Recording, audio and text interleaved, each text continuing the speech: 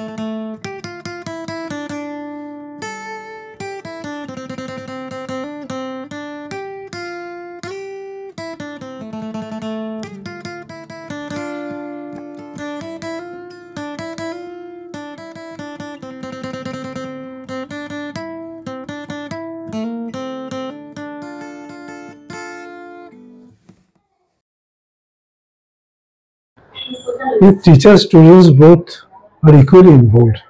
Teacher যিমান involved, students are ইমানেই involved. যদি পড়াশোনা কৰিছে, ক'বলৈ শিকিছে, কামটো কৰিছে, I was very pleased with the performance. কেনেকুৱা পাইছে আপোনালোকে? খুব ভাল পাইছোঁ।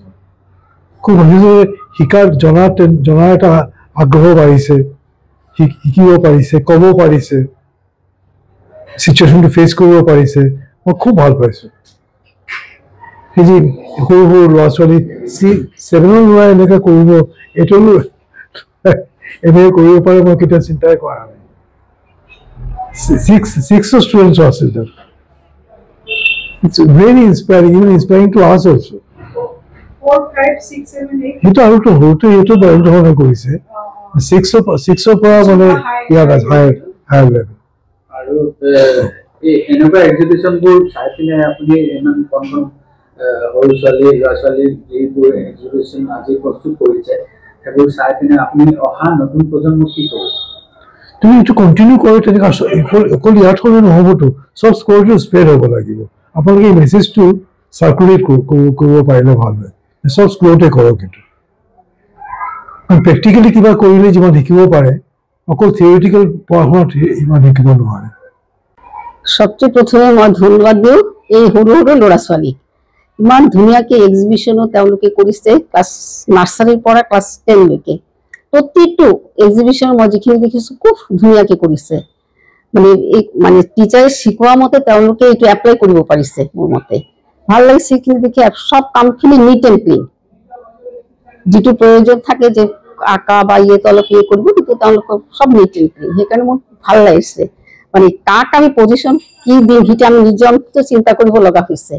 খুব ভাল লাগিছে পৰিৱেশটো। আৰু আমি টিচাৰখিনিৰ লগতো প্ৰত্যেকে কোঅপাৰেশ্যন কৰিছে। বিভিন্ন ডিপাৰ্টমেণ্টৰ যিখিনি দেখিছোঁ সেইখিনি খুব ভাল লাগিছে।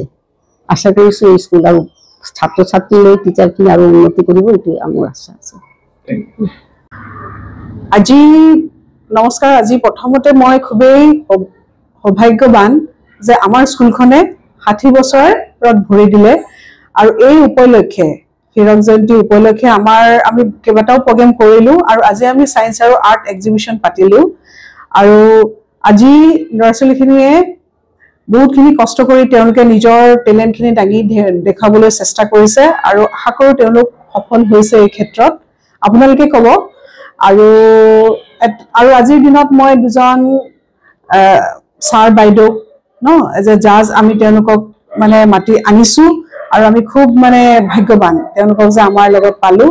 আৰু এজ এ চিফ গেষ্ট আমি মানে ইণ্টাৰনেশ্যনেলি ৰিনাউন মানে চাইণ্টিষ্ট ডক্টৰ মুকুট গোহাঁই, তেখেতে আহি পেলাই মানে আহিলে ল'ৰা ছোৱালীখিনিক যথেষ্টখিনি উৎসাহিত কৰিলে। সেইটো কাৰণেও আমি খুব ভাল লাগিছে। আজি দিনটো খুব ভালকৈ গৈছে।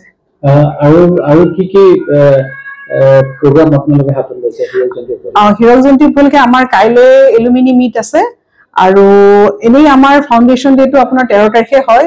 যদিও এবাৰ আমি ফাউণ্ডেশ্যন ডেটো 13 তাৰিখে, মেইন ফাংচনটো আমি 25 তাৰিখেহে কৰিম। চ' 13 তাৰিখে এনেই সৰু সুৰাকৈ আমি এটা প্ৰগ্ৰেম ৰাখিছোঁ। আৰু আমাৰ মেইন প্ৰগ্ৰেমটো এলু হাই স্কুল আৰু আমাৰ স্কুল একেলগে আপোনাৰ 25 তাৰিখে আমি পাতিম। এই প্ৰগ্ৰামটো ক'ত পতা হ'ব? এইটো আপোনাৰ তিনিচুকীয়া মানে কালচাৰেল চেণ্টাৰত পতা হ'ব। তিনিচুকীয়াৰ পৰা মহম্মদ আসিফৰ প্ৰতিবেদন, ইত্যাদি A to Z।